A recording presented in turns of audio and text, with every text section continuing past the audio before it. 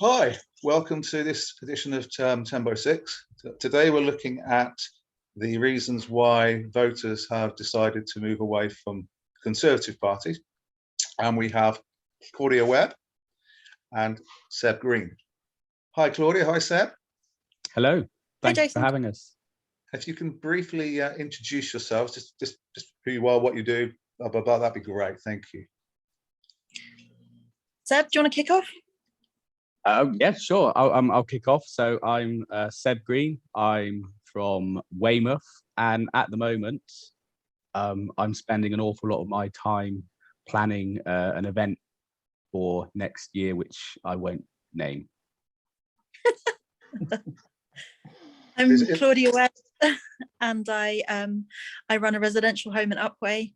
I was previously the COO of Weymouth Bid, and I also used to be a councillor, both Conservative and Green.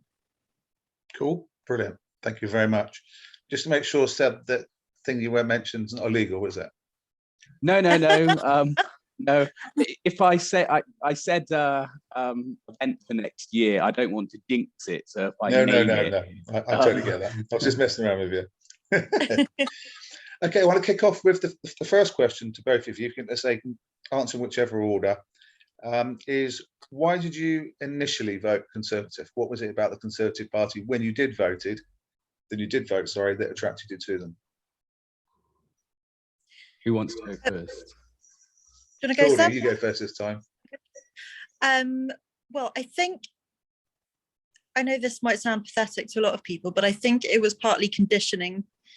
Not that my parents ever, encouraged me or coerced me in any way to vote Conservative, but both my parents were Conservative councillors, and I think that, subconsciously I thought because my parents were good people and good councillors, that being a Conservative councillor, was the right thing to do. I went to a private school for most of my childhood, and I think that probably impacted upon the way I voted as well in some subconscious way. And there are some Conservative ideals that I do agree with, as with all parties, really. It's hard to fit yourself into just the one box, but I do believe in a meritocracy, and I like the work ethic that the Conservatives seem to encourage. So there were reasons, but the longer it goes on, the less I can remember what those reasons were, really. Did your parents, out of interest, did they make a transitional process as well, or did they still, or were they Conservative? Well, my mother was actually previously a Lib Dem, and she moved to Conservatives. I believe my father still votes Conservative, but they have become very involved with the Green activities that I get involved in, and I think they understand how important it is to me and to the community. Brilliant, thank you. Seb? Well, for me, it was a bit strange because I grew up on a housing estate, and the local councillor was a Labour councillor, and I canvassed for him local elections. And then at the time I came to vote, so obviously 18,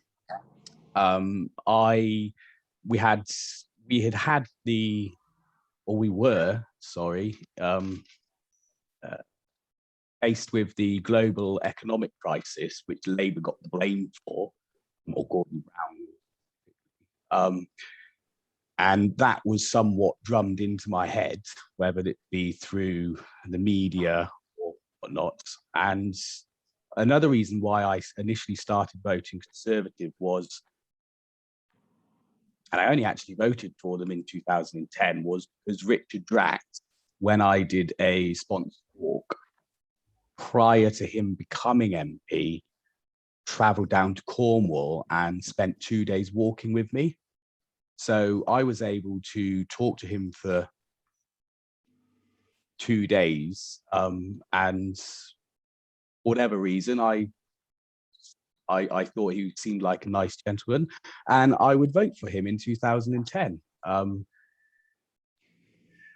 It was at that point I started moving away from the Conservatives, I didn't vote for them again. I moved to Durham, where I joined the Labour Party, and the 3 other elections, 2015, 17, and 19, I didn't vote for the Conservatives.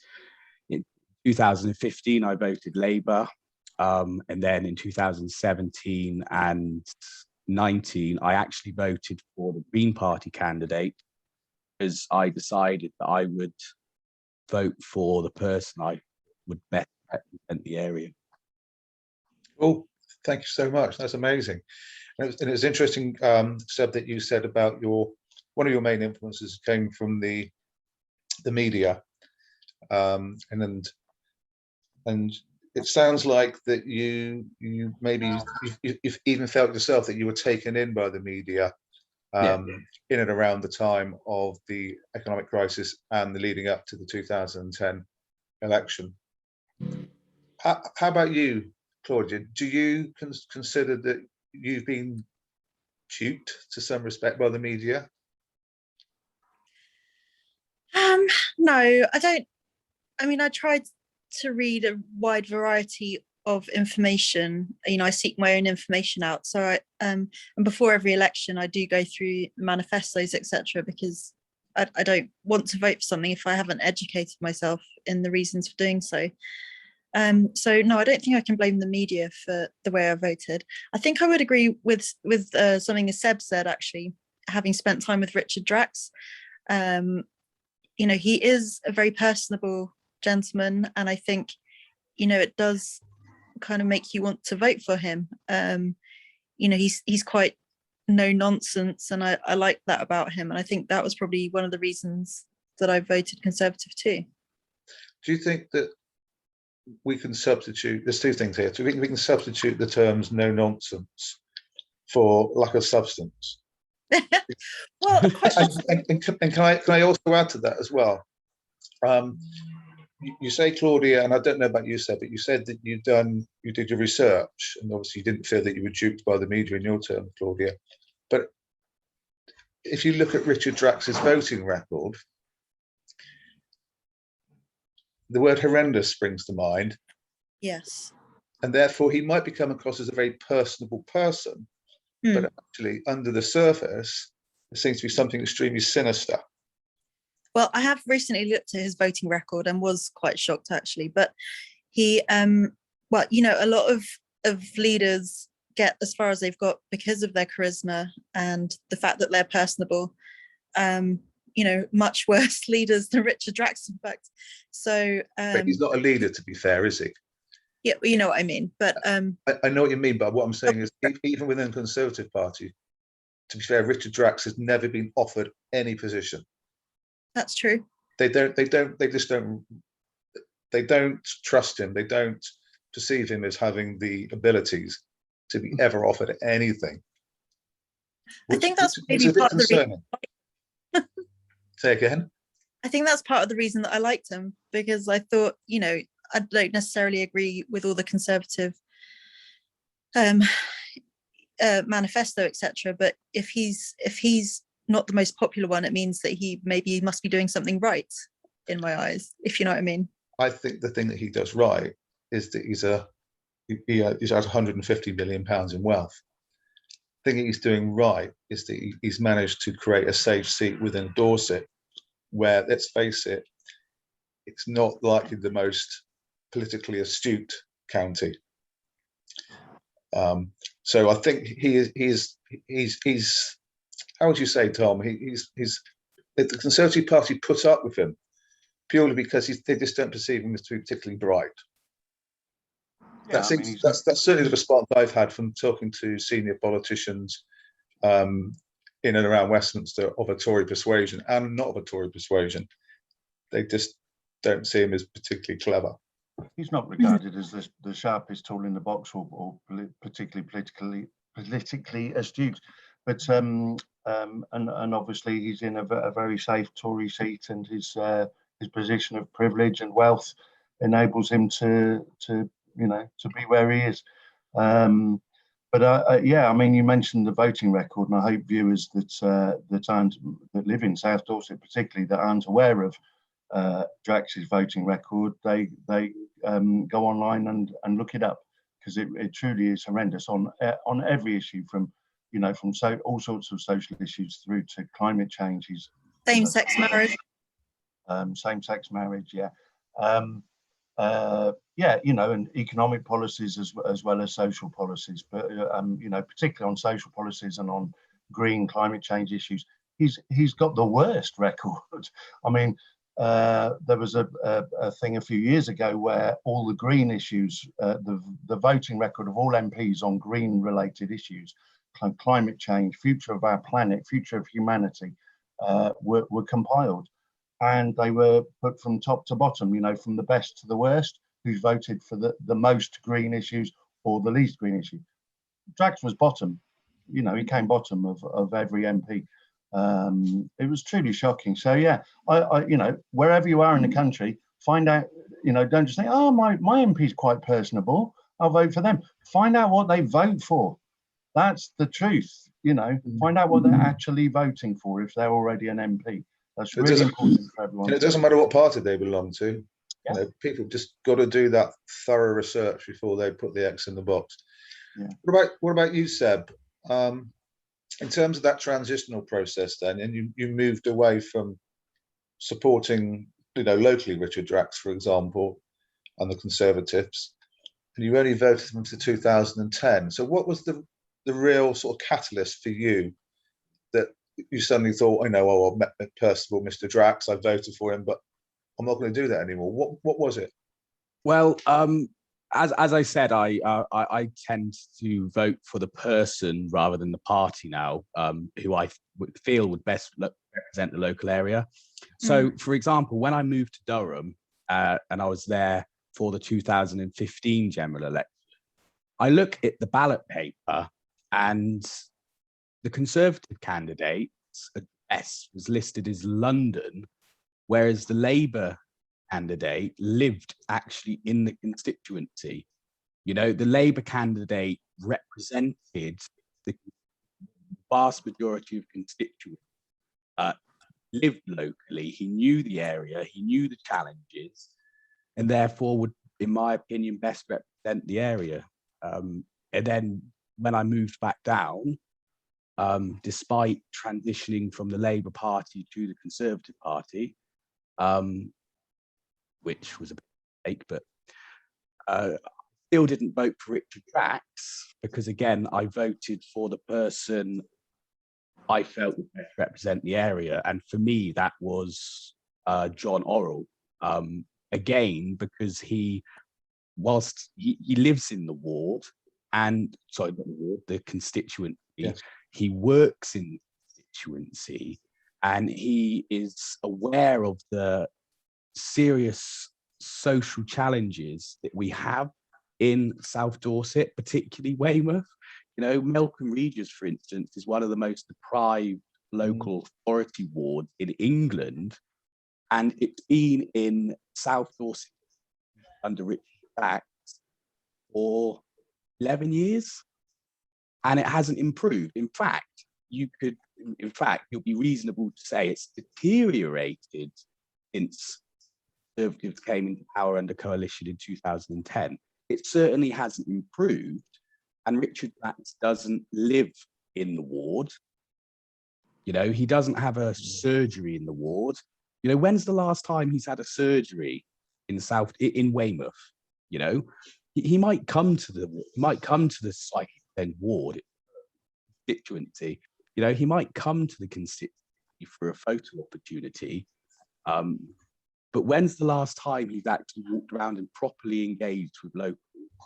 When's the last time he's explored the serious social issues with deprivation, poverty, the standard of living in South Dorset, particularly Weymouth? The vast majority of constituents live in Weymouth, but it seems that he's more interested in representing those towards the east of the country. Right, very interesting. Very interesting. So that was a bit of a rant. No, it wasn't. Because it's interesting as well, there was a big discussion, wasn't there, at the hustings for the 2019 election. And he was straight into Swanage because he knew that he probably wouldn't get too much grief there. He also said that he was prepared to do something on Portland. And people were saying, well, why don't you come to Weymouth? You know, what's wrong with Weymouth? And in the end, I think he may have changed his mind or whatever, but there was certainly a lot of feeling on social media that he was avoiding Weymouth. And yet he was quite prepared to go to Portland. Excuse me. I never really got to, excuse me, I never really got to the bottom of that. But now you sort of talk about he favours much more the east of the county. Perhaps he feels safer there. Perhaps because Weymouth and Portland are particular size conurbation, well, probably the biggest conurbation actually in his constituency, and because of the levels of deprivation, as you rightly point out, perhaps he feels that, you know, it probably goes back a lot to the way the Conservatives perceive him as well, that he likes to surround himself with people who don't challenge him. I mean, I'll just give you one very quick anecdote. When I was a lecturer at Weymouth College, one of the politics students in our group invited him to college, and he stood there, and he that morning he'd been to Sherborne School, and he stood up and he said, "Oh, I went to Sherborne School this morning," and blah blah blah. And he goes, "But I'm going to Weymouth College this afternoon. I bet I won't get such an easy ride with them." And straight away, everybody was on the back foot. They're thinking, that's a bit of a strange way to introduce yourself to students. So he was admitting, you know, without him probably knowing, he's admitting that the public school children were going to be all sitting there, you know, very, very smart, not challenging authority in the same way as the Weymouth College students. And then he went on to say, how many girls in here are wanting to go on to university? And some of the girls put their hand up, and he said, I think that girls of your age should be looking to work in the care sector.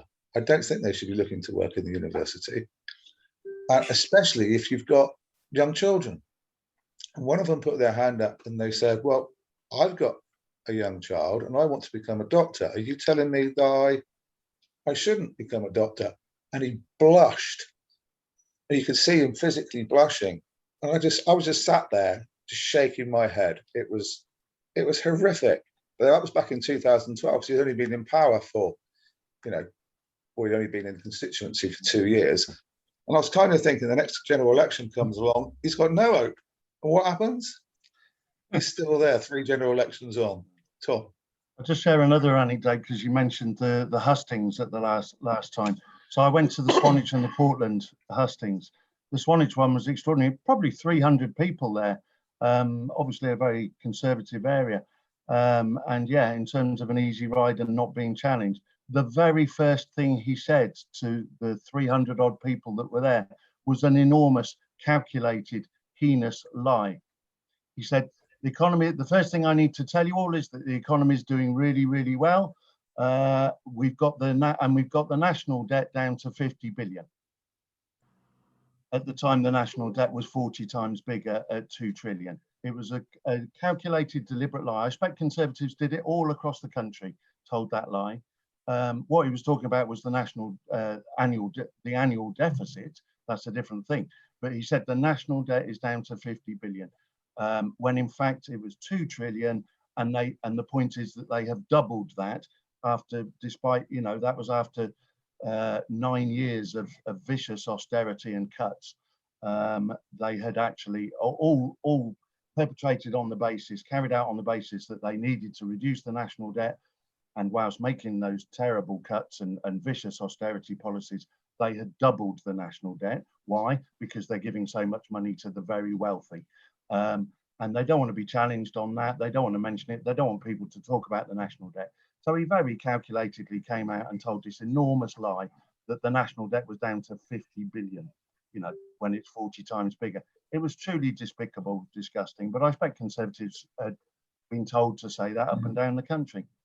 I think there's a major issue there. Go on, Jason. So I just think the major issue there, though, for me, is that if you go along and you say they're interested in politics, and you go along take for a hustings, I know it's sometimes, you know, a lot of voters will just go along, they've already made their mind up. So it's very dogmatic. But actually, it is up to us as voters, and as Claudia and Seb have identified already, it's up to us to do some work, to do some research, to find out for ourselves. Because you can only get away with a lie if you choose to be ignorant. In other words, if someone tells you that, even if you didn't know that, and even if someone tells you that, you know, they've reduced the national debt to 50 billion, it's up to you to go and check your facts. If you walk away and you believe it. Sorry, Claudia. Sometimes you want to believe the lie, though, don't you? Of course. Oh no, absolutely. Yeah. For many years, you know, and you want to be loyal to the party you've been voting for all this time, then you can, you know, we all choose to believe things that aren't true, don't we? Whether in our personal lives or in politics. you do, Claudia, but you and Seb have identified very clearly that you're prepared to make a transition. And there's a reason why you've moved from A to B. Whereas, like you say, there's a different understanding for why people choose to vote A, and no matter what people tell them about A, they still vote A. You know, we could look into the psychology of it, but we haven't got the time. But you know, that it's interesting for maybe just to, as we sort of round up a bit, if you could identify why, in terms of your experiences, why you both think that you're different to many people. If you want to start off, Seb, you know, in terms of your interactions with people along the way, what is it about you that's enabled you to make a transition, whereas many others simply don't? I think having ASD helps. It's the way I think, and I do my own research. I do my own research, and I'm happy to engage people in conversation in reasonable debate. That's and from that, and I don't always win a debate. So I actually like it when I lose a debate, and it's like, oh, I didn't actually know that. Thank you for telling me. But it's through having the willingness to engage in reasonable debate and even accept when you're wrong, that I think sets me apart. And I'm not staunchly loyal to a political party. As I hinted, I've been a member of 2 political parties, both ends of the spectrum. Yet, politically, I'm more on the fence, middle, not on the fence, centre. Yeah. So, I think having flexibility is probably what's up. Brilliant. Okay, thank you, Claudia. I think we all change with age, you know, and I read a lot, and so the more I read, the more I learn. So, and I feel able to change my mind if I want to, if I've learned something that's made me think a different way, and it's not possible for me to pretend to be someone I'm not, which is why I couldn't continue as a Conservative councillor, because, you know, it was just, I was living a lie, really. And I don't like being told what to do very much. And I was being told what to do, and I didn't appreciate that. Within the Green Party, you have the freedom to vote the way you want to vote, you know, to discuss the ideas that you want to discuss and not be judged for them. Which is it's not much more democratic in the Green Party. Definitely. And when I was on the council with John Orrell, he was really supportive, and he would never have told me which way to vote ever. And, you know, he's someone that I greatly respect. And his way of going about things, you know, in a non-confrontational manner, but he's, you know, he's clearly a very educated man, and he really inspired me, I think, to make the change, along with, you know, councillors like Claire Sutton, for example. You know, good people doing good things, and not for ego, and doing things in the community, because I was never a councillor who was you know, interested in sitting with officers for hours on end, going over the budgets and all that, and audits and all that kind of thing. I just wanted to help people in the community, and I think, you know, councillors kind of fit into one of those 2 boxes usually. And I don't think that I really fit in the Conservative Party at the time with that tactic, and I was very much kind of put to the side. You know, don't worry, Claudia, you can organise the Christmas party. I'm like, oh, great, thank you.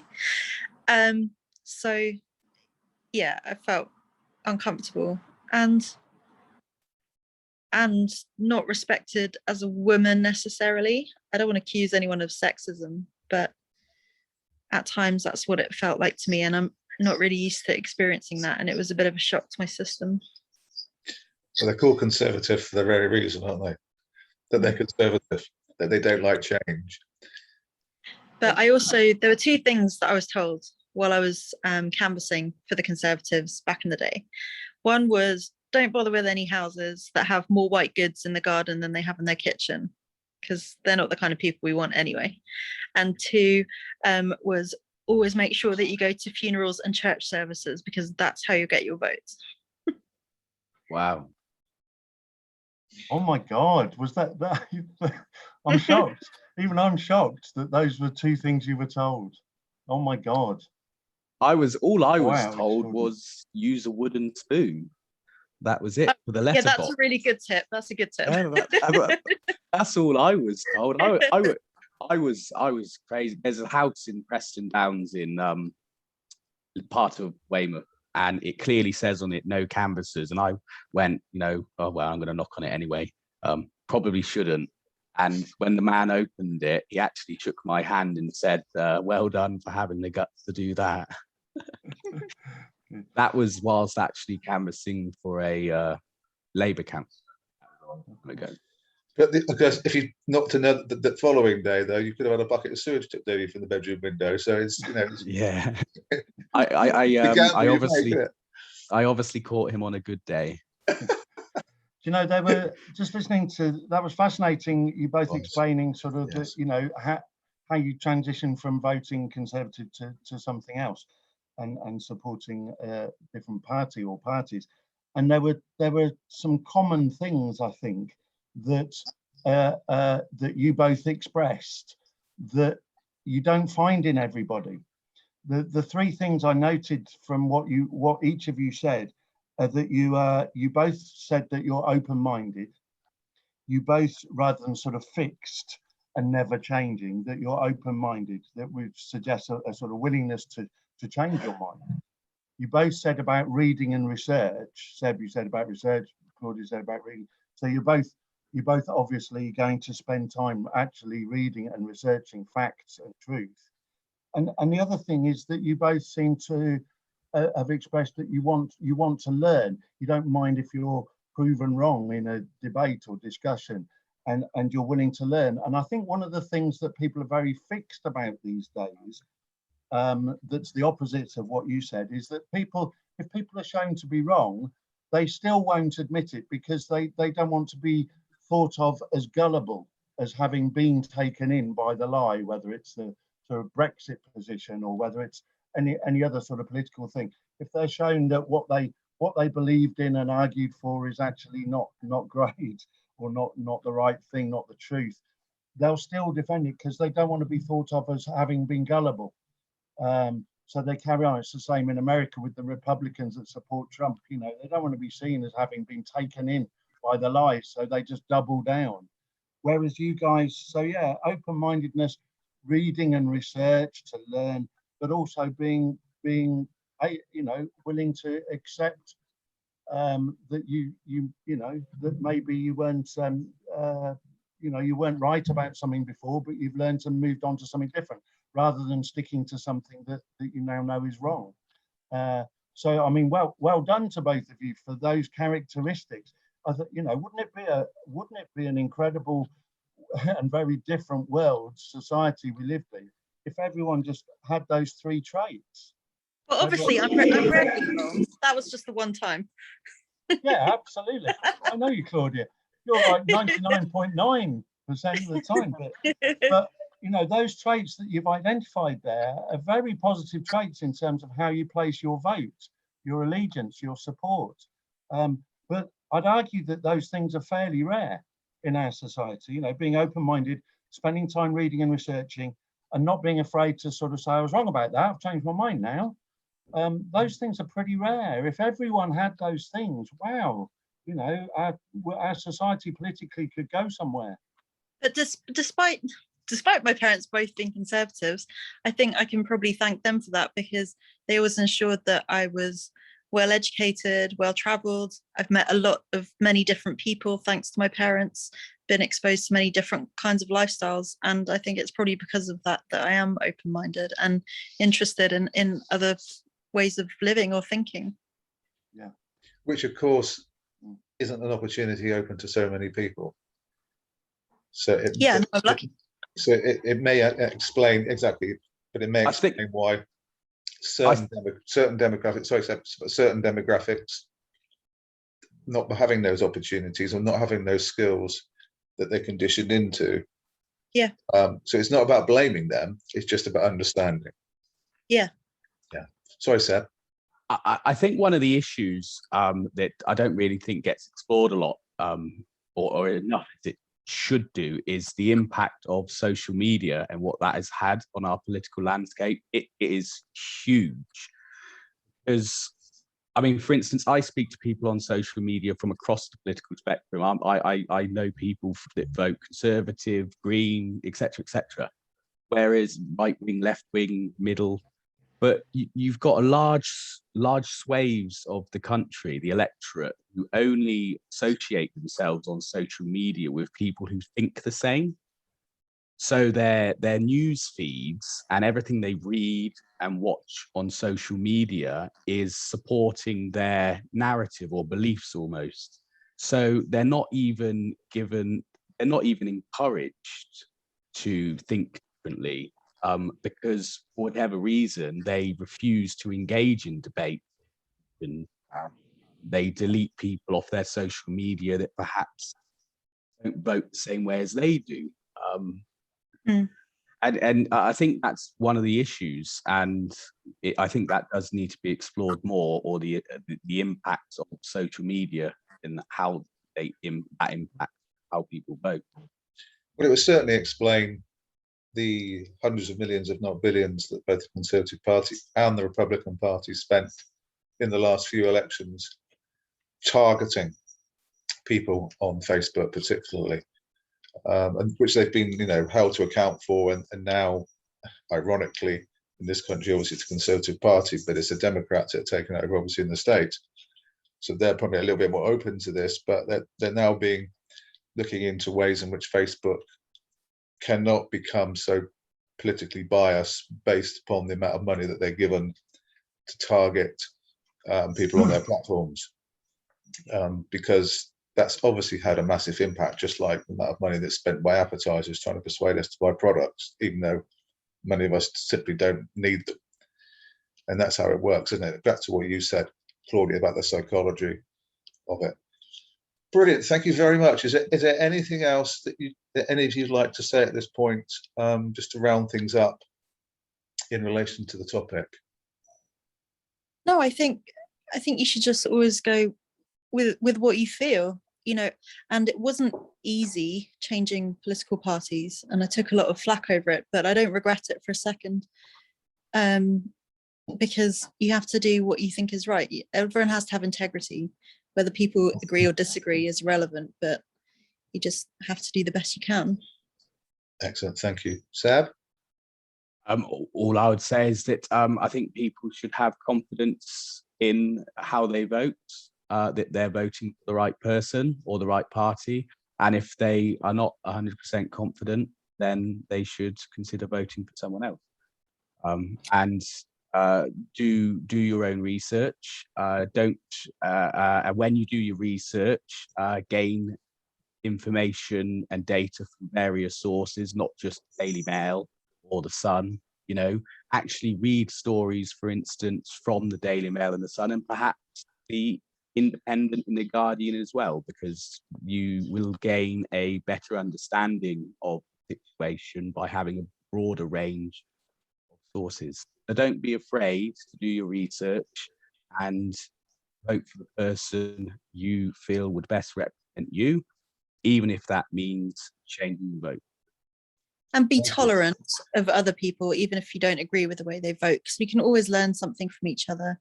And the amount of hatred that I've seen on Facebook, especially after Brexit and the national election, you know, comparing people who voted Conservative with, you know, child murderers and things like that. It's just, it's not a way that any political party member should behave at all. And just No. because someone votes Conservative does not mean that they're a bad person. Okay, thank you very much. Tom, anything you want to say at the end? Not normally, no. I'm kidding. I'm so kidding. No, just Seb mentioned something earlier, just to last point for me. I mean, I plead with any viewers, you know, thinking about their political choices and their vote, look at policies, look at the policies, the manifestos, and look at the voting record of people already as MPs. Make your choices based on that. Not social media, not other types of media, really, and not even what they say, but what they actually do. So the policies that that they've pursued in the past or promised in the manifesto, do you agree with them or not? How much for each party? And because, like Claudia said earlier, you know, you don't have to agree with everything that each party says. So you make a choice based on the party you perhaps whose policies you agree with the most. So yeah, you know, policies and voting record if they're already an MP, or if they've been a councillor, you know, have a look at their voting record. And the other thing Seb mentioned earlier about, you know, someone that had been parachuted in is the phrase, you know, someone when you were up north, you know, the one of the candidates was sort of from London. It's crazy how, you know, all parties do this. They parachute in candidates that don't live in the constituency, usually lose, you know, and so they should. I certainly think that all candidates should be local. I'm just amused at the thought of Jacob Rees-Mogg when he was a young man in his 20s. In the first general election he stood for as a Conservative. He got sent up to Scotland and he took his nanny. He was 26 years old, I think it was. He took his nanny canvassing with him, handing out leaflets. His nanny. I bet that went down really well with the Scots. Which is great. Thank you so much, everybody. Really, really appreciate this. Thank you so much for coming on 10 by 6 and speak again soon. Thank you. Thank you. Cheers, Bye. guys. Cheers. Bye.